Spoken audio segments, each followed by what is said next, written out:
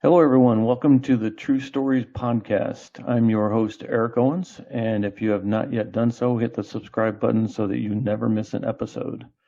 I made it my purpose in life to share amazing true stories from people from every profession. I'm grateful that you're here today. Let's journey into the True Stories and Motivation Academy together and hear more about who we hear from today. My friends, welcome back to another episode of the True Stories podcast. Today, I have the author and creator of Way to Greatness, Ari Gunzburg. For those of you who don't know who he is, let me tell you a little about him. Ari's purpose in life, to put simply, is to inspire and motivate people who might be struggling with life's many challenges. Ari has himself experienced life struggles and challenges and has risen to success. Ari Gunzburg is a rising new star in personal growth after experiencing trauma as a child and then extreme volatility as a teenager. As an award-winning international speaker, Ari motivates people using personal stories filled with triumph, tragedy, and transformation. Ari also helps inspire people using one-on-one coaching and his books for both children and adults. New in 2020 was his debut nonfiction title, The Little Book of Greatness. Ari Gunzburg is a finalist in the 2021 Forward Indies Award. Congratulations. The Little Book of Greatness is a parable about unlocking your destiny, and his books are available on Amazon or where books are sold everywhere. Wow. Great research. Thanks. Yeah, I wanted to have a nice little intro, right? There we go. Today's guest shares his experience to motivate and inspire people. Welcome back to the podcast. Today's guest is the awesome and the amazing Ari Gunzburg. Man, I can't believe I have the great Ari Gunzburg on my show. Welcome, Ari. This is awesome, man. Thanks so much for having me on the show. I really appreciate it, and really goes to show that you are really on top of what you're doing, and just keep it going, man. I appreciate that. I'm hoping to do lots more guests and grow my followers. Right? That's what we do this for, to help people. So I want to start off with a kind of an intro question to get us rolling here. Ari, what does success look like to you? A great question. It's actually the theme essentially behind my podcast, which I have not recorded in about a year or so. But anyways, I digress. It's the theme behind my podcast, which is that our default definition of success typically is, lots of money, right? Oh, when I get that fantastically amazing car, I'll go ahead and I'll be successful. But success is not really that. It's really, success is what you define it as, and so everybody has their own definition. So obviously you asked me for mine, so I'm jumping all over the place over here. For me, really, success is family, right? Family, it always comes first. So when I'm able to turn around and look back at my life and say, look, I was a good dad, I was a good husband, and things like that, then I'll know that I was able to be successful in that aspect. And that's one of the most important things one of the most important things to me. And then also helping people, but this is something that I grapple with all the time. You'll see people sometimes, and I know people like this where, they're really, really good at helping people outside of their own family, but inside of their own family or inside of their own circle, they're just unable to do that. And so I'm hoping that I'll be able to turn back and say, look, I was able to help all these people outside of my family. I was also able to do things within my own circles, Right. Yep. So I hear you. That's what I do. And am I always successful at it? Probably not. Do I do my best? Definitely. Do I have better days and worse days? Absolutely. We're only human. Right. And I find something that's very important for anybody to remember, especially myself, is that we're only human. We can do what we can do. We can't do anything else. And so if we try and put too much on ourselves, we end up feeling like failures all the time, as opposed to being like, look, I actually was able to do so much over here and over here and over here. And okay, over there, it wasn't exactly as ideal as I'd like it to be, but I'll work on it to be better for the next time. Right. Yeah, absolutely. Yeah. That's good advice. Thanks for sharing that. What kind of stuff do you work on now? I know you're doing speaking on, you've written books, that sort of thing. Is there any particular project that you're working on right now? Um, Great question. So, speaking has slowed down considerably since coronavirus. Right. You know, so I've been kind of just doing a lot of different things. Um, so, do I have any single project that I'm really working on right now?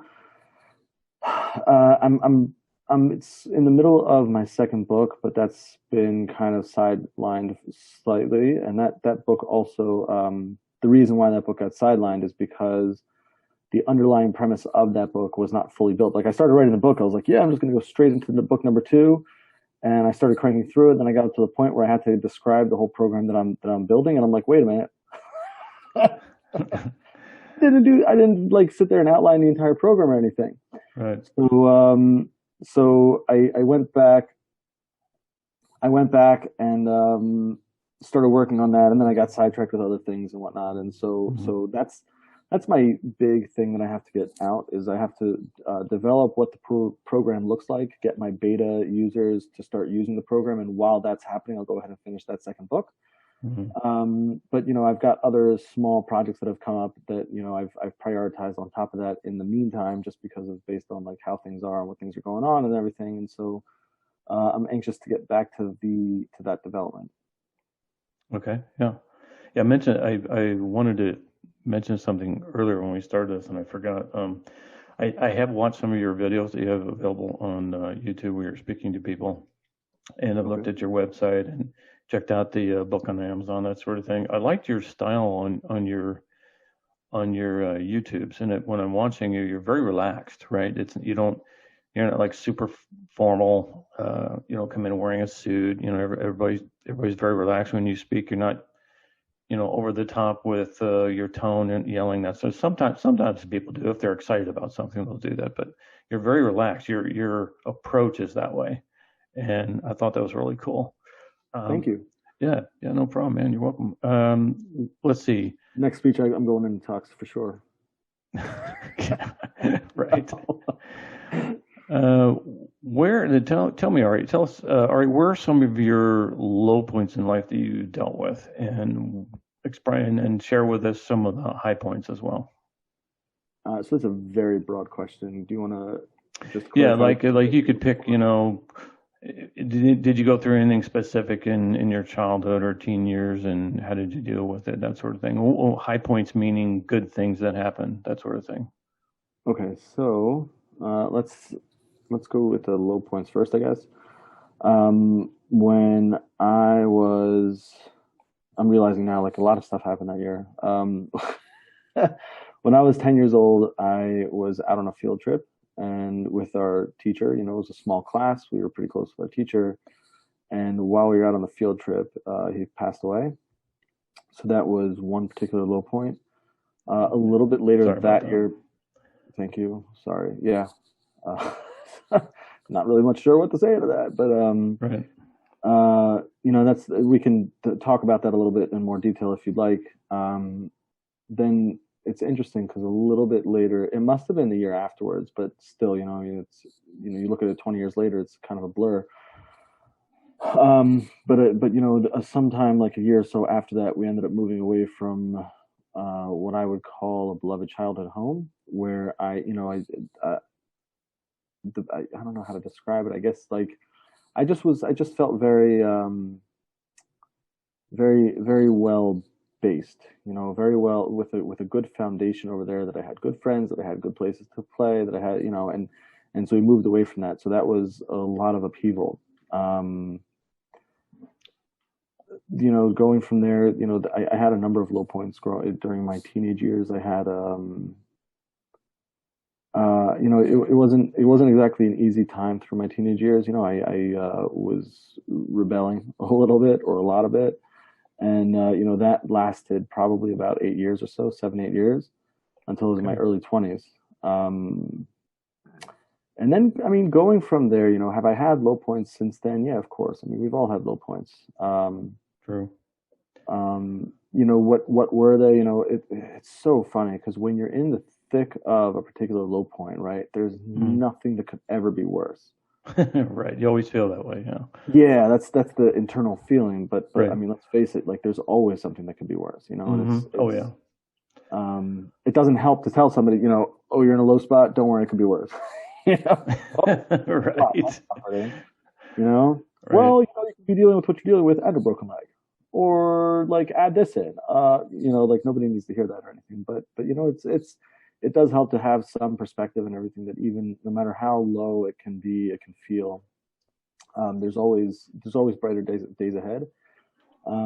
It's something that they talk about a lot when in I guess you would call it like the program and everything when you're dealing with people who are moving away from drug or alcohol addiction, right? So they one of the things they talk about is like that the people who need to get out of those situations are they need to hit rock bottom. They need to have that wake up moment, because if they don't have that wake up moment, if they're sitting there and living and everything seems to be working, they won't believe that something needs to be changed, right? Yeah, that's true. Look, there's plenty of people out there who might drink occasionally and don't have any problem. There's plenty of people out there who might even trying to think of, we're in a world where certain things are becoming more and more acceptable. Like as an example, marijuana, right? Like Hmm. 25 years ago, that was absolutely unacceptable. And nowadays, states are legalizing it, and more places are making it okay. I believe Right. it's okay where you are, or no?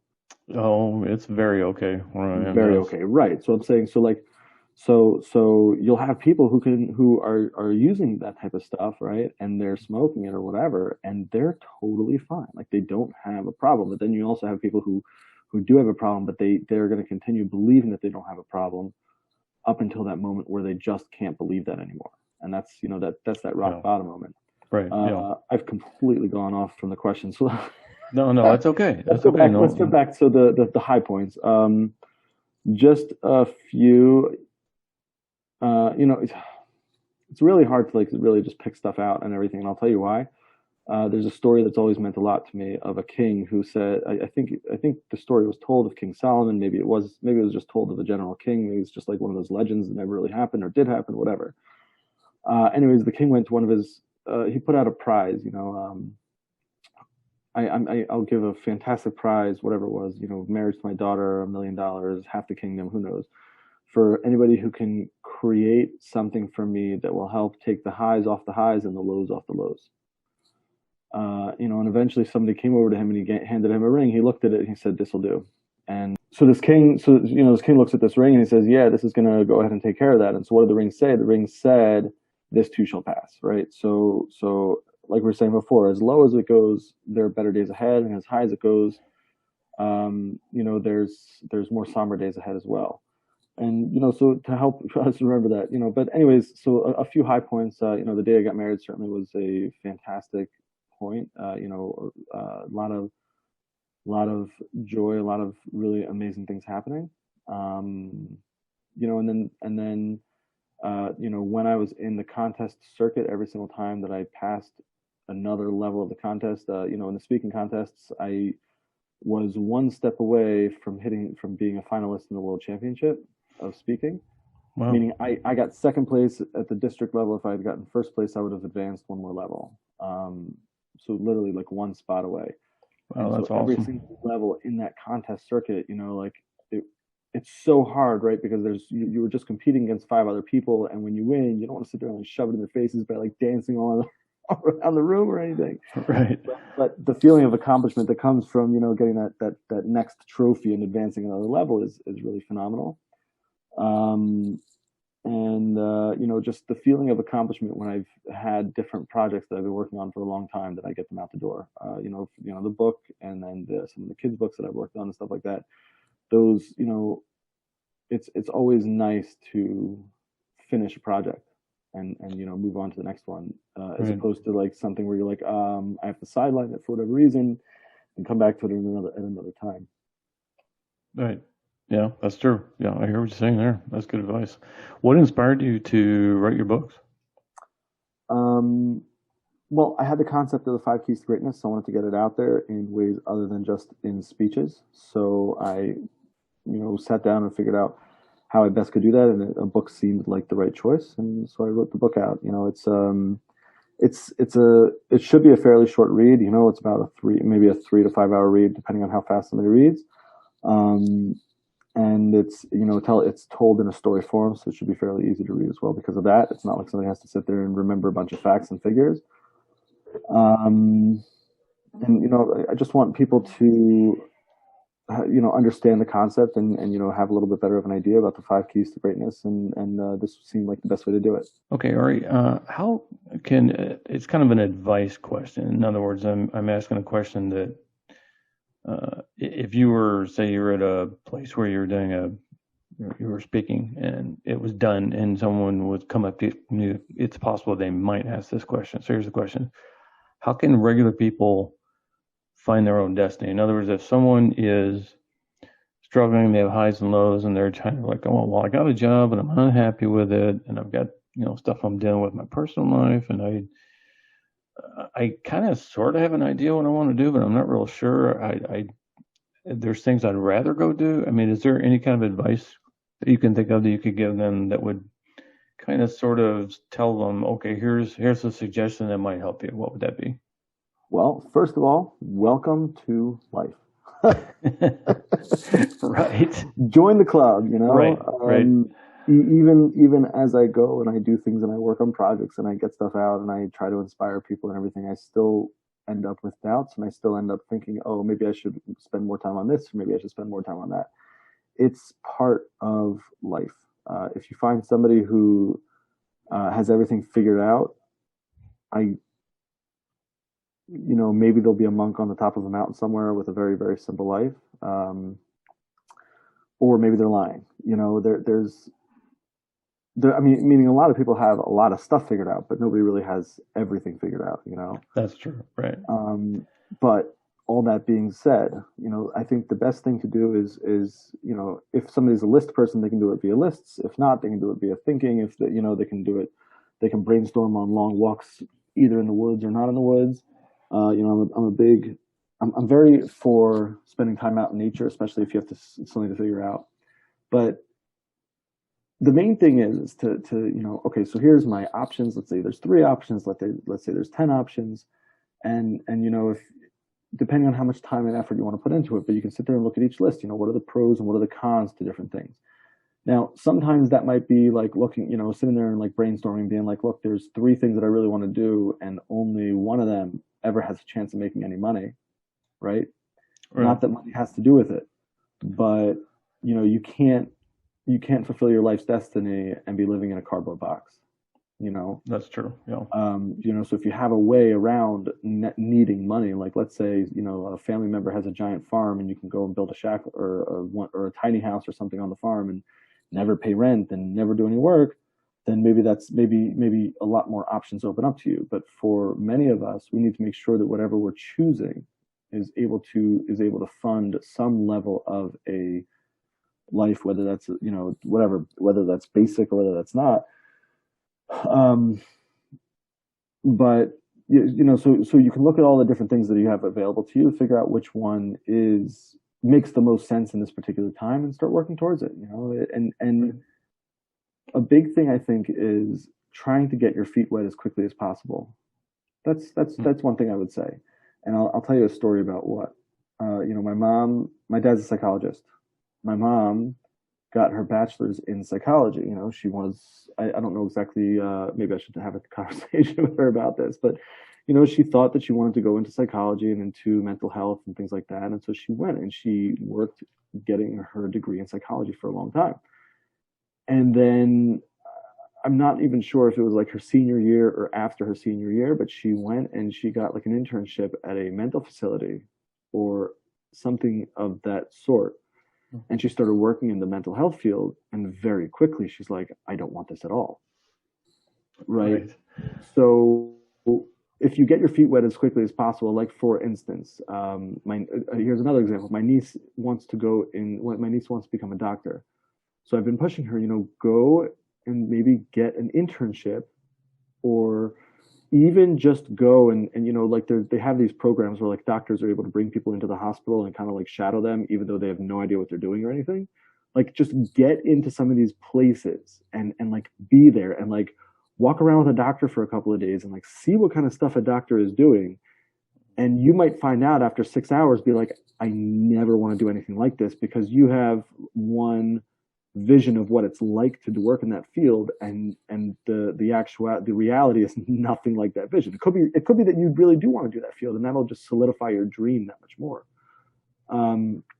But the faster you're able to put yourself into a position to fully, or as close to fully, experience that dream, the better off you'll be. And sometimes there might be situations where you have a particular field you want to go into, and the people in your town who are already in that field may feel threatened by somebody wanting to, shadow them for a couple of days. So, reach out to people across the country. Hey, I live on the West Coast. I see that you're on the East Coast. I'm thinking about going into this field. I'm planning on working in my own town. Would you be okay if I flew in for 3 days and just shadowed you and just learned anything I could from you? And obviously, you can keep me. You can say, "Oh, this is private," so you can't. But like, just, is there a way that I could do something like that? And, it's amazing and surprising how many people are willing to help out when it's depending on what's going on. But so you usually could, if you call enough people, you'll be able to find somebody who'll be able to help you like that. But get your feet wet. I think that's the biggest thing, is get your feet wet and try to experience as much of it as possible, so that you have as clear of an idea as possible of whether or not it's something you want to do. I hope that helped. Yeah, I hear you there. That's awesome. I like your answer. And it's interesting because with the way you worded what you said, it kind of gets into the fear factor of the human brain, right? So, because all of us are, a lot of times before we try something, we're afraid of it, right? We're like, I don't know, maybe I shouldn't do this. Maybe I'll fail. Maybe I'll suck at it. It's Yep. like when I tried hiking in the mountains for the first time. I wasn't the fastest. I wasn't the smartest. I didn't have the best. I wasn't the best equipped. But after a while, I got pretty good at it. Learned more, learned lots, got better equipment, and then it just, and when I trained in martial arts for the first time, was I a little nervous? Sure, I was. But I figured, I even tried scuba diving when I was young, and you can't let fear get in the way, and that's kind of No. sort of what you were saying in your own words. And so I love your answer. That was great, man.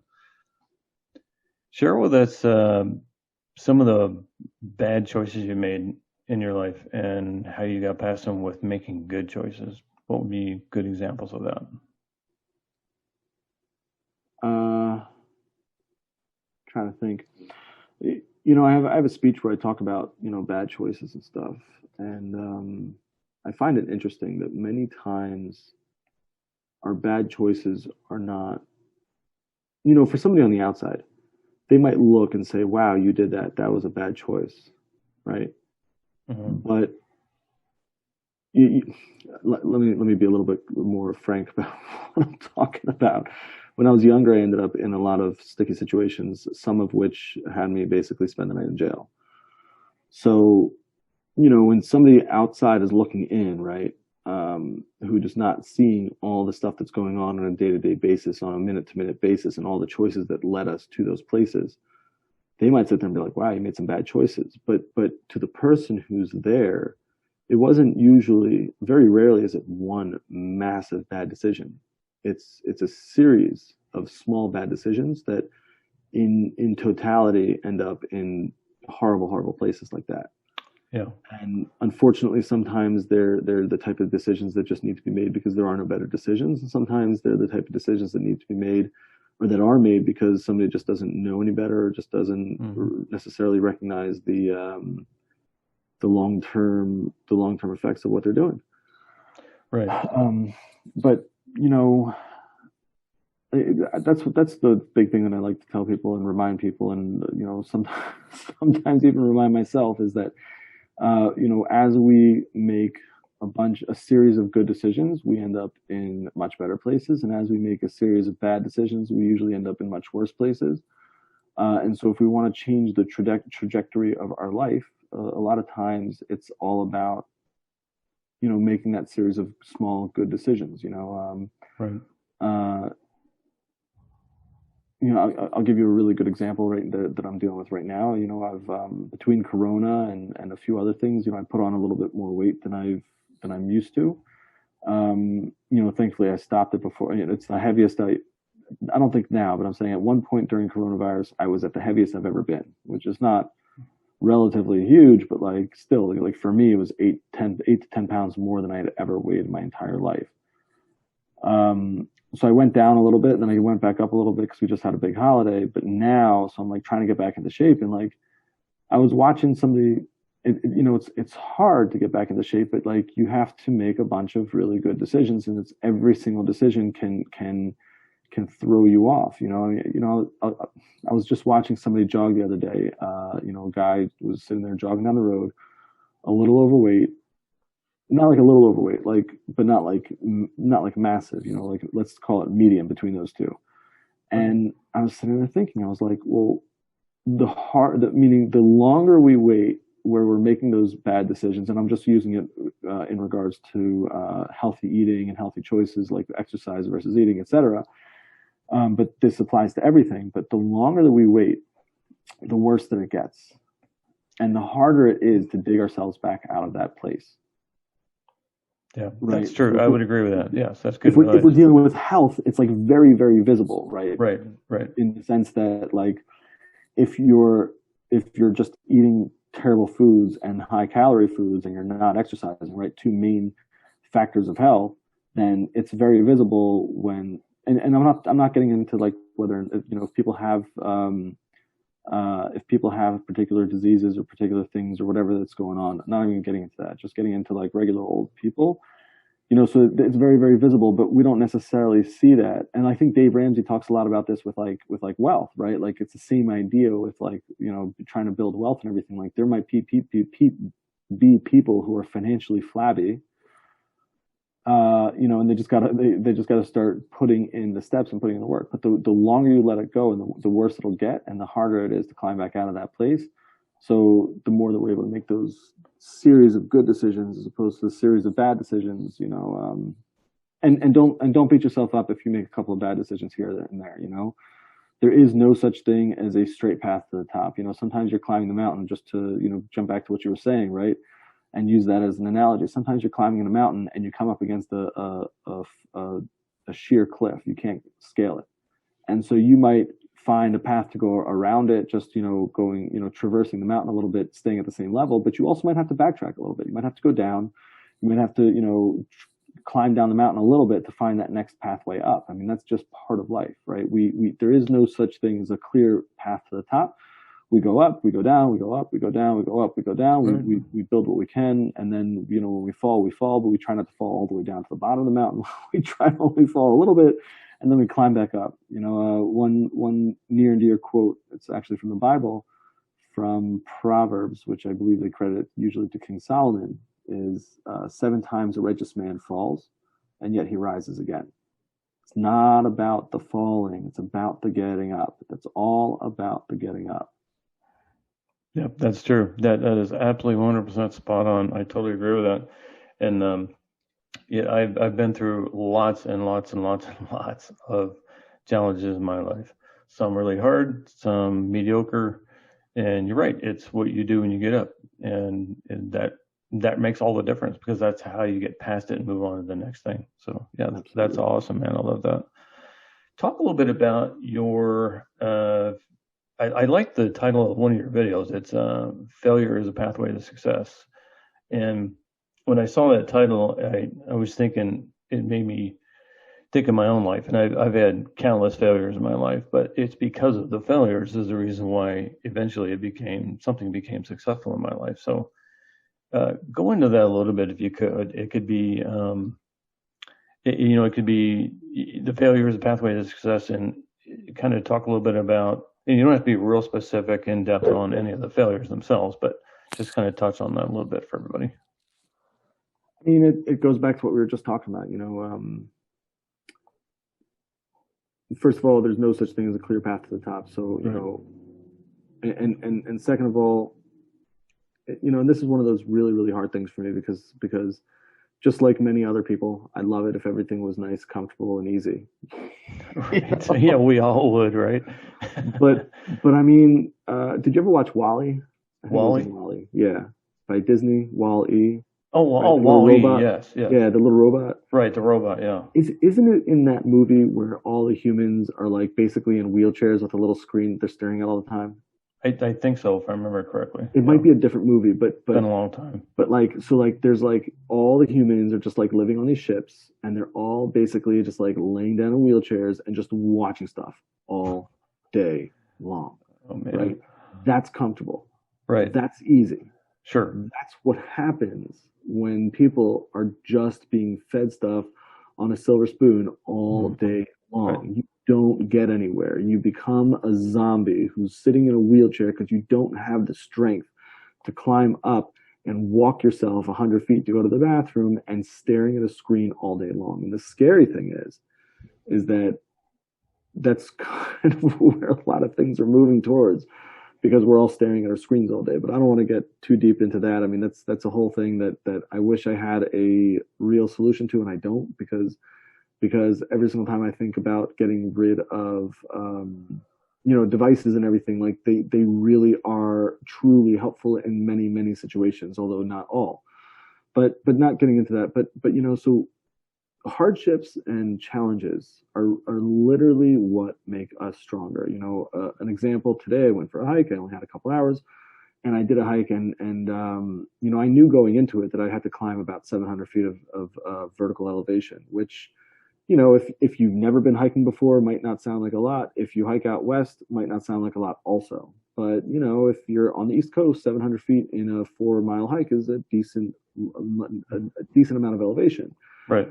And I didn't realize it also, although I don't mind, but I didn't realize it also, but all of the elevation is in just one little chunk of the trail. It's like basically climbing a set of stairs 700 feet, you know? Nice. And I was like climbing, I was like, yeah, there we go. And I started thinking a little bit, like, what am I doing this for? Not in the sense of like, oh, I should just, forget it and go home. Like, I know why I'm doing this for, but I was like, thinking through it. And I was like, well, every single time I do something like this, I get a little bit stronger. I get a little bit more powerful. My lungs can breathe a little bit better. My heart can beat a little bit better. And going back to that fitness stuff, I mean, I'm trying to get back into shape. Even when I'm like quote unquote out of shape, I can do that stuff. That's not the problem. The thing is, I'd like to just be a little bit more svelte and a little bit more energetic and stuff like that. But so if we don't challenge ourselves, if we don't sit there and put ourselves into this situation where we are like climbing up a set of stairs or hiking up this like very very uh, challenging trail, right? Again, we're using this analogy, but like if we Right. don't ever put ourselves in those situations, then we really can't do much, and then you end up with people who might say, "Oh, I'll come with you on a hike," and then they get up to this point and they're like, "I can't do it. Forget it. I can't do it." And you're like, "What do you mean Right. you can't? Of course you can do it." But they don't have that faith in themselves. They don't have that knowledge that they're able to overcome challenges like that. And so this, I'm talking about trails, but I'm not really talking about trails. I'm talking about Yeah. life. Sure. A lot of people, they come up to something that's difficult and they say, "Forget it. I can't do it." Yep. And they just forget it. I'm just not going to move forward with that. And then they end up being stagnant, and they end up not growing, and they end up not getting into a place that's good for them. And so that's why I always talk about failures and being a stepping stone on the pathway to success. Um, because sometimes you need to have a massive failure. I'll give you one example of a massive failure. Like I was training for this big charity bike ride that I've done a number of times. It was the first year that I did it. It was a 150-mile bike ride. It was really 158 miles or something like that. It was Wow. 158 Awesome. or something, over 2 days. Mm-hmm. And my bike cracked, but it was not a crack; it was a hairline fracture. And I showed some of the mechanics that I trusted, and they're like, "Yeah, that's not a fatal place for a bike to crack." I'm like, what they were saying is like, if that snaps all the way through, because it's carbon fiber, right? If that snaps all the way through, you probably won't die. That's what they meant by that. And I was like, that's comforting, I guess. And Right. and I also physically I was not doing well at all. I was I don't think I had eaten enough that day, and when you're doing a massive event like that, you need to be eating a lot of calories in order to be able to have the strength to do the whole thing. I don't. I think I was very low on a lot of electrolytes. When I went to the doctor the next day because I really wasn't doing well, he's like, "Yeah, just re up your electrolytes and stuff like that." Um, like when I got in at the end, I felt I was going to pass out. I ate a bag of chips. I felt good for 30 minutes because of the salt, and then terrible for the rest of the day. Since then, I've learned how my body deals, and I'll sometimes after a large event like that, I'll actually eat a jar of pickles because of all the sodium that they're filled with. Mm-hmm. But not getting into that. But the first time, so my bike's got a hairline fracture. I get to the bottom of this massive hill, and I still have 8 or 10 miles, whatever it is, left to go.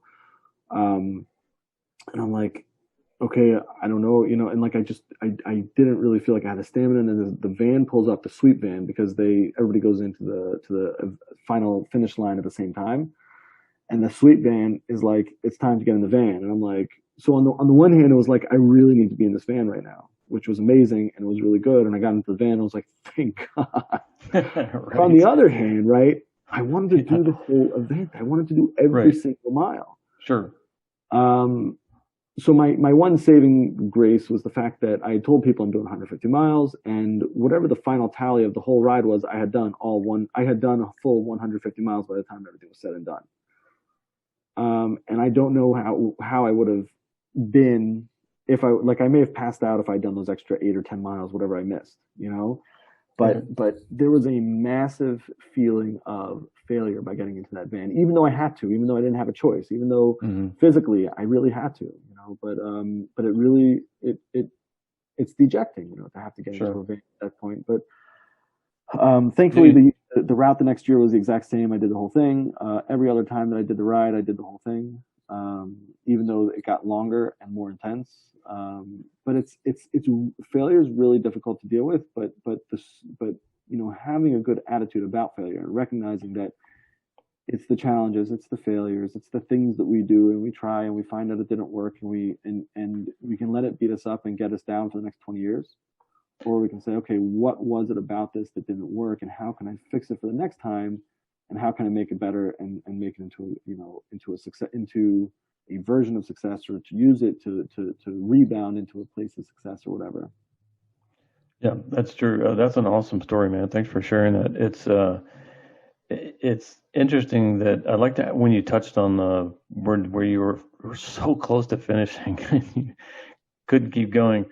That reminds me so much of real life, in the sense that in real life there's the pleasure of quitting, right? That we all deal with. A lot of people don't realize they're doing it, or that it has a title, but there is such a thing as a pleasure of quitting. I've put that in some of my podcasts before, and I've never heard of this before. But that's what humans do. We try something new, and we get so far into it, get to a certain point into it, and then we go, oh man, I don't want to do this. Or how about when we know we need to work out because we've been stationary for too long, and we start working out, you get real close to doing it, and we're like, oh, you know what? I got to make dinner. Let's see, the car needs to be fixed. Kids are sick. There's always something, and it's like, forget it. I'll do it tomorrow, right? I'll do it next week. That's called the pleasure of quitting. Now, I'm not saying that you're that not doing something, that your kids are less important than not doing something. I'm not saying that. I'm just saying that's how life is, right? You want to go do something, you need to do it. It's like, oh no, I'll do it tomorrow. Oh, no big deal. I'll do it an hour from now. Yeah. And what happens? We don't. Sometimes that really does work, right? Sometimes we do get busy. Sometimes it does, yes. But if we do it all the time, you're 100% right? It just brings us to a place. It's actually, I have an interesting story. Maybe it's not that interesting to anybody except for me, but I think it brings a good point out. She has since passed away, but a lady that my wife was very close with, growing up, she was Ma, like she was another mother for my wife almost. But so my wife was talking to her one time and everything, and she's trying to tell her, I got this going on, I got that going on, I got this going on, I got that going on. And this lady was, a phenomenal lady, just really amazing.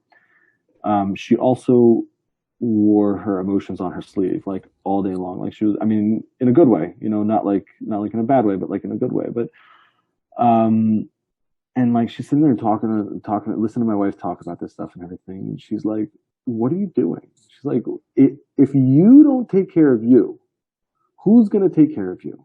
And she didn't mean that in the sense that I'm being, a dereliction of duty on my part or anything like that.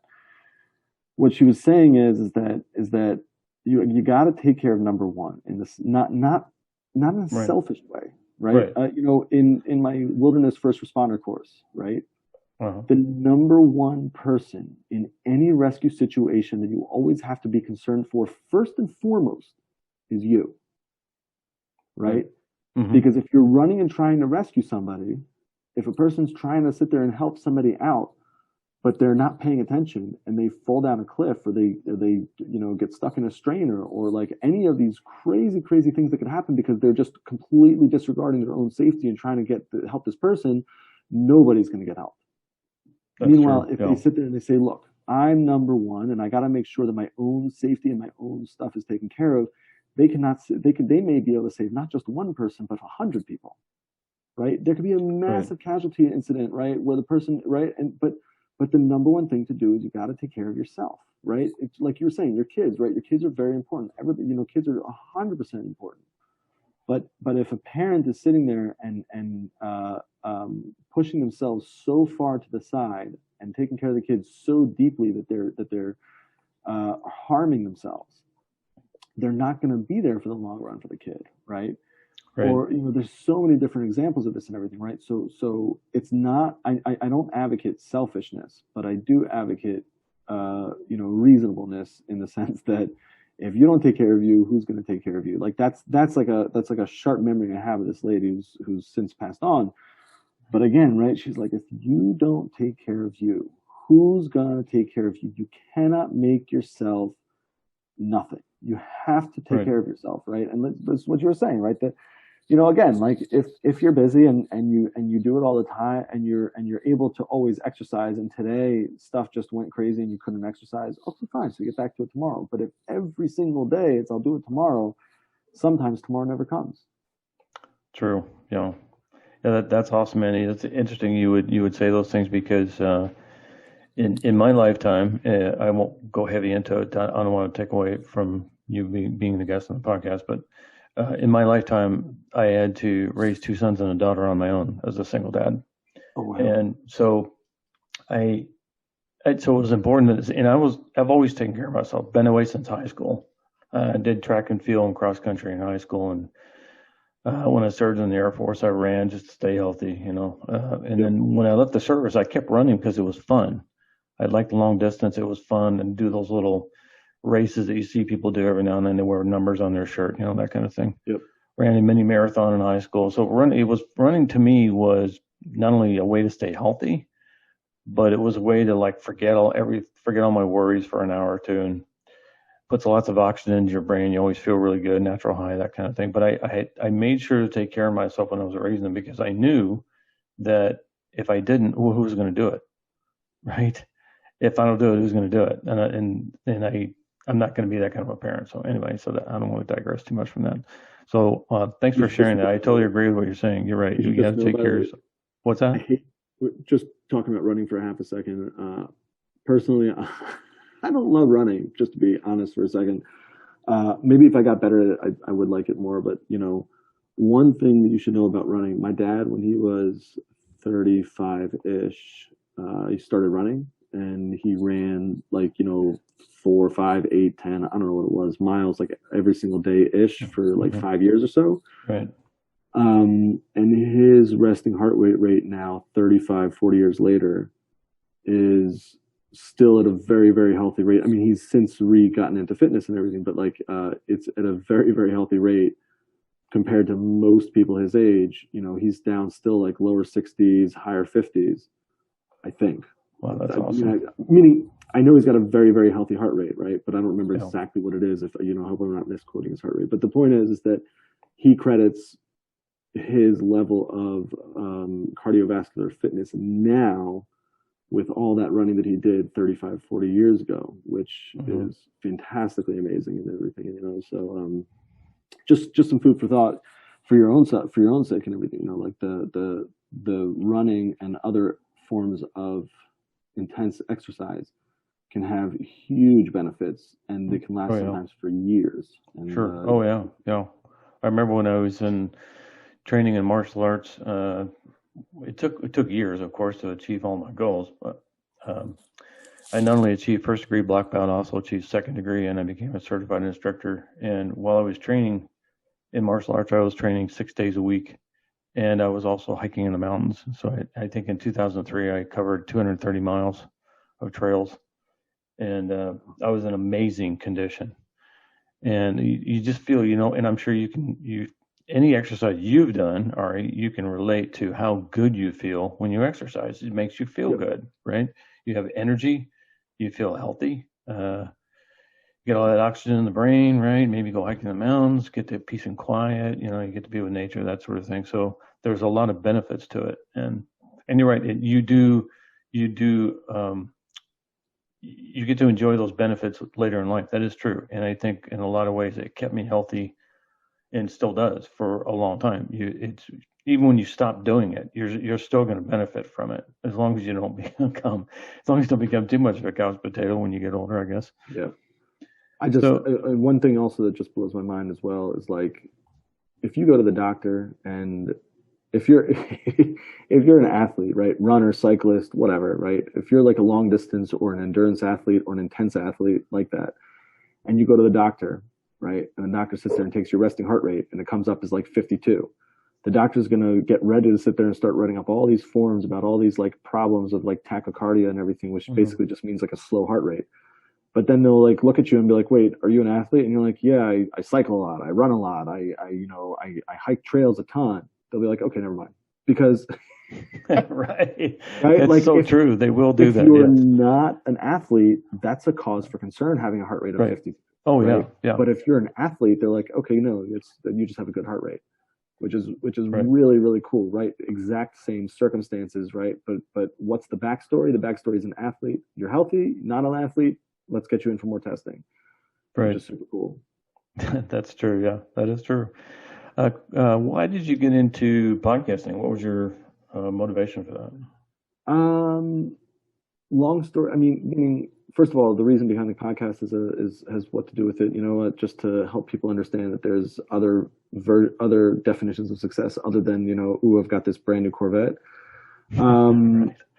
Second of all, I was getting ready to build a speaking business, and I felt like a way to get a leg up in the speaking business was to either have a podcast or a book. At the time, I thought that making a podcast would be the faster and easier solution. I have since learned I don't think that's actually true. There's a lot of work that goes into doing a podcast, or at least to doing it at the level that I was doing it. Um, and I'm a shortcuts guy, so like whenever I can sit there and use systems and processes to make things faster and easier, I do. And it still was a lot of work. And I had a production team I was like working with and everything. It just was a lot of work and a lot of investment. When Corona hit, I've thank God I've gotten quite a number of downloads, but it never hit that huge level of success that of not success but distribution that I was looking for. Right. And so and it's also one of the things that I have to look at is if it's certainly within the confines of the message, but I don't know if it's as on target to what I'm doing with my speaking and my writing and everything else as I would need it to be to use it as an additional tool to build a speaking business and stuff. And so as much as I love it, until I have other things set up in a different way, like I've put that particular project on hold, and I very likely will come out with another podcast or two, in the future and stuff.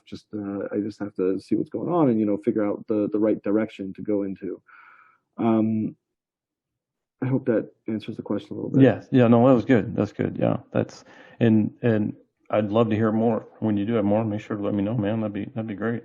Yeah, absolutely. On your podcast. Another question for you, and this is something I want to get into doing myself, but that's another conversation for you and I to have. That's outside of the podcast here. Regarding the motivational speaking, it's like when you get into speaking, how did you get into speaking? What did that involve exactly? A lot, and it's still involving. It's not an easy business to break into. I believe it was an easier business to break into before coronavirus hit. Yeah, I'm sure. Because before coronavirus hit, there were tons of conferences and tons of meetings and tons of luncheons and tons of things, and everybody wanted a speaker. And so Mm-hmm. you had all these different levels of speakers, right? If somebody's willing to spend 100 grand, if somebody's willing to spend 50 grand or 30 grand or 10 grand or 5 grand or whatever. So Mm-hmm. there was a ton of basically like a ton of demand, and also which meant that there, even with a lot of supply, there was an area for people to break their foot into the business. Now, since Corona is not quite, I don't know how to put, meaning there's some places that are like, we're fine, and some places that are like, no, we're still, running around, not fine, and, still whatever. Um, so some places are open, some places are not. So until everything is really fully open like it was pre-Corona, it might be a very hard business to break into. Um, Okay. but there's a lot of different steps, so there are people out there, consultants or trainers or different things, that will help people break into the business. I did it on my own, which has its ups and its downs. Right. And I'm still learning. It's you have to figure out your message. You have to figure out what you're going to talk about. You have to figure out your marketing. You have to figure out your branding. There's so many different steps to it, and each piece can elevate it or detract, and so you have to figure out, what is this working, is that working, and as you move along, you sit there and you put stuff together that makes much more sense, and then you start to build a real business from it. Yeah, it's interesting you had mentioned you can get help from other people. I actually looked into that with the people that offer that sort of thing. I saw their ads on Instagram, or I'd run across them on their website or something, and or I'd watch their quote unquote master class, one of the most abused words on the internet.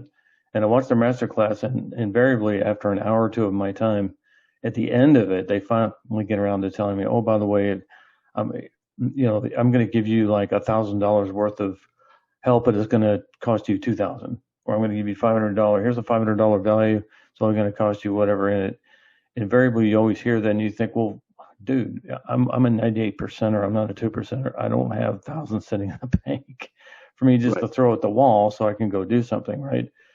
So I'm thinking, okay, well, I guess if that's the case, I guess I'll have to do it on my own. So, and it goes to your point, of course, it is what you're doing is, and I think a lot of people are probably having to do the same thing.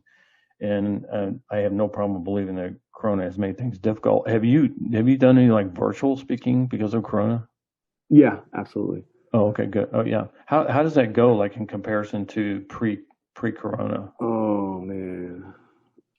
Um, I'm capable of doing it, but it's really difficult because you set up your whole setup, your lighting, your computer, your camera, everything, Hmm. and you're kind of like, there's a two-way discussion beforehand, in the sense that, like, okay, I'm logged in, are we good, okay, you can hear me, and then you basically go into presentation mode in your brain or whatever, where you're like talking, and I mean, you're literally sitting in a room by yourself talking at a black dot. you know and you have Black no dot. idea. Like, I've finished speeches before and like looked at stuff, and I'm like, oh no, did it like kick me out of here? And they're like, no, no, no, we heard it. I'm like, oh. Right. Because I would have no idea, like, if like the connection got lost or something. Like, I shut off my phone so I can't, so it's not disturbing me. I shut off this, and like I would, like, an hour later I'd be like, oh wait, I just, the last 40 minutes you just didn't get any of it, and it's and you have to maintain your energy because you want to be energetic, but you also, it's really, really difficult. But I mean, hey, we do what we got to do. It's That's true. um, Yeah. and it's certainly easier in the sense that, like, there's no traveling. You show up Oh, to yeah. your Yeah. office or your studio or whatever you've got going on, Mm. and you just do it, and then you're home. There's no Right.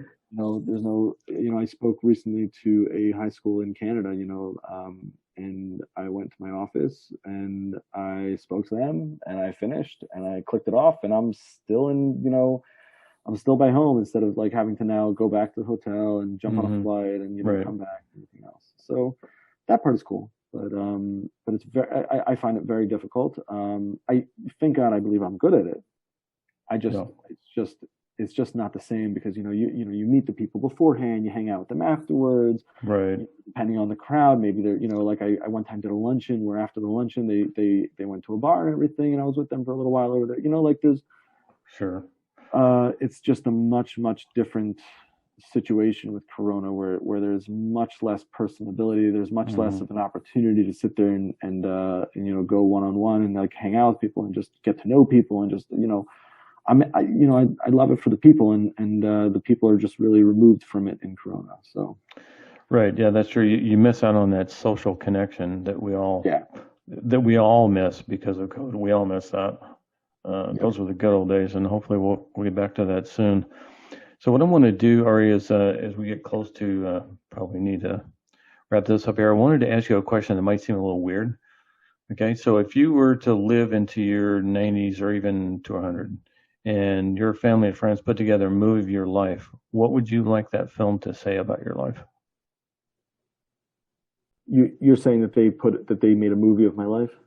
Yeah, and then let's say they collected a bunch of photos, family album Okay. photos, they have videos of, that sort of thing. They kind of throw it all together and make a movie. What would you like it to say?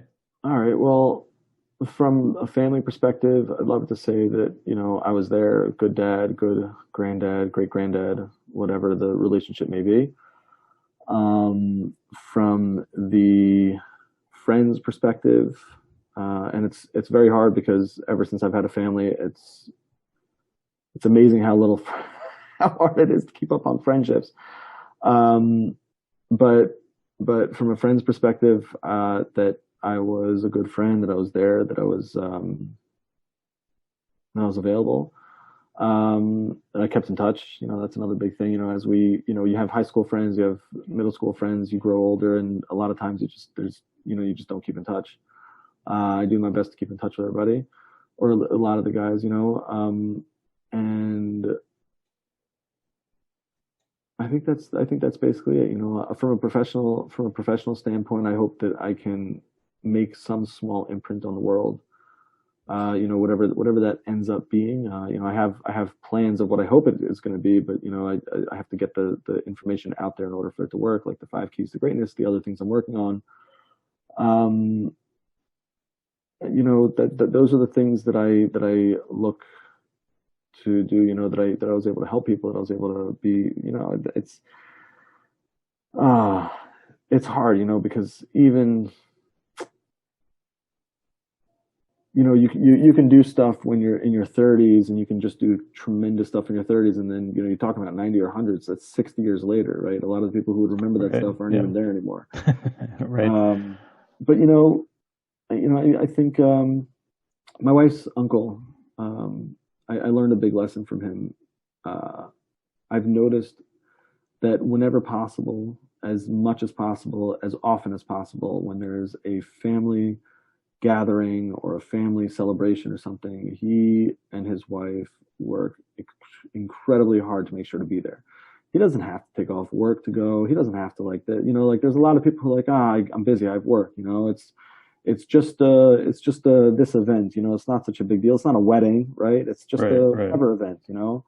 So a lot of people will sit there and beg off of those types of things, but he, as much as possible, makes it a point to be there. And that's a lesson that I've taken to heart in my own life, where you know you can't always be at everything, but Right. if it's possible and it's within reach, I try to be there, and I try to um, another good example is taking the kids out places, right? You have kids. Anybody else who has kids knows that sometimes taking the kids out is so much trouble and so much stress, and like you got the shoes and the clothing and the this, and now go to the bathroom, and then do we have snacks, do we have diapers, do we have this, Right. depending on the age of the kids and everything. And sometimes it takes as long to go there as it does to actually be there.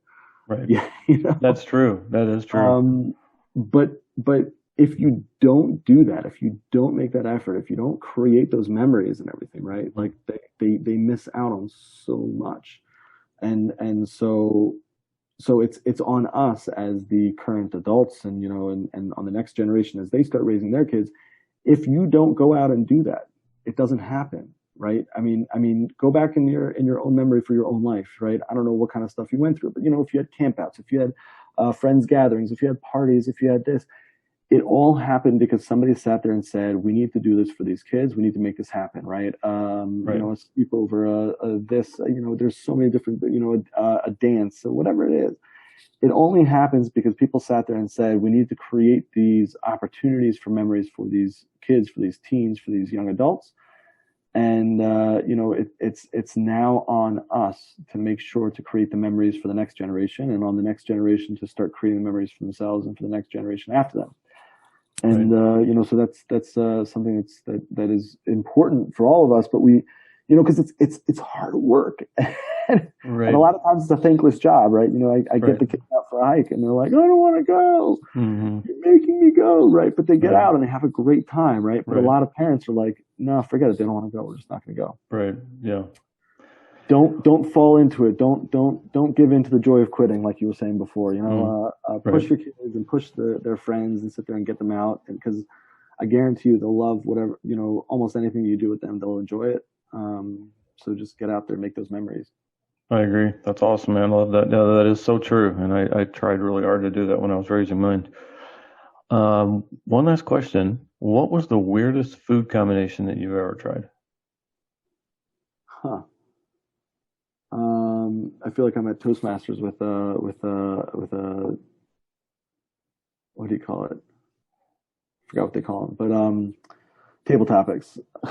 The weirdest food combination that I've ever tried. I don't know if I'm going to be able to come up with the absolute weirdest, because like I'm totally blanking. I'm trying to think of like a good, Yeah, no, trying to think of it's an like a off the wall good question. Yeah. example. So you know what? I'll give you one that I enjoy immensely. There you go. I don't know if it's the weirdest that I've ever tried, but for many people, it will be the weirdest that they've ever tried. Okay.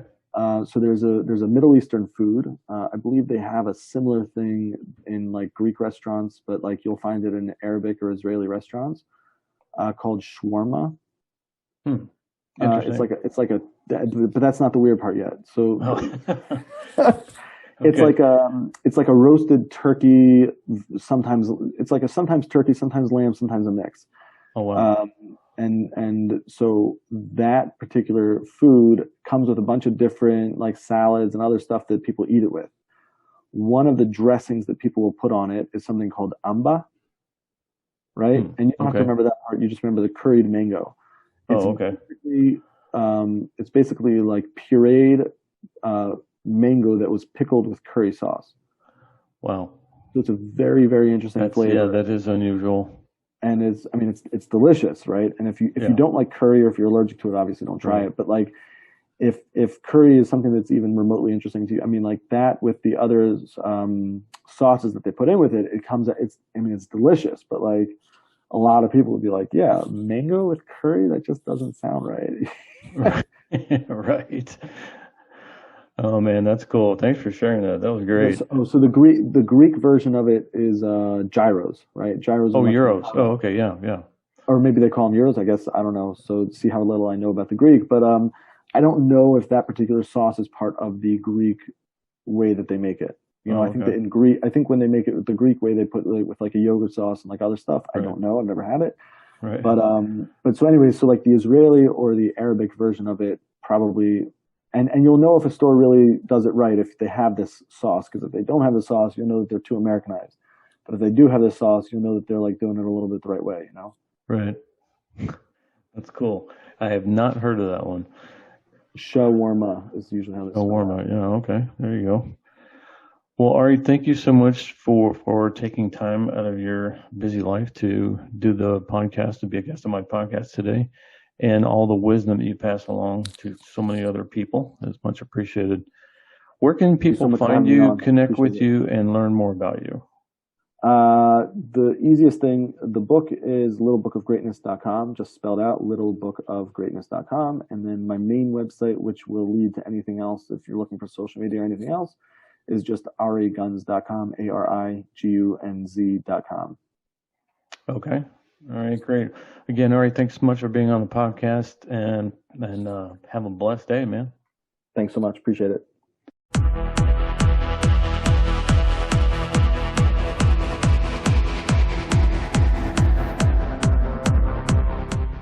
just want to say thank you to all of you for tuning in and listening to our guest today. It is my prayer that you felt inspired and motivated and challenged in some way, and that you will have learned something new as well. Remember, folks, be the example that others follow. Be the change you want to see in the world. What do you need to do in yourself to be the change you want to see in the world? Be in control of every thought you make and every action you take. And I promise you that will be the first step you take to a better world. If you'd like to hear more amazing stories, you can do so now by going to our YouTube channel. And if you did get something from today's guest, please share it around with your friends or family member who you feel could benefit from today's story. And before I go, I'd appreciate it if you could leave a review of this podcast on either Instagram at Eric Owens Author or on the YouTube channel, True Stories and Motivation Academy. It goes a long way to reaching more people and building a community of the True Stories podcast. Let's start changing lives through powerful stories like this one you heard today. Your support is always greatly appreciated. Until next time, when we go back into True Stories, I'm Eric Owens, and don't forget, your story is worth being told.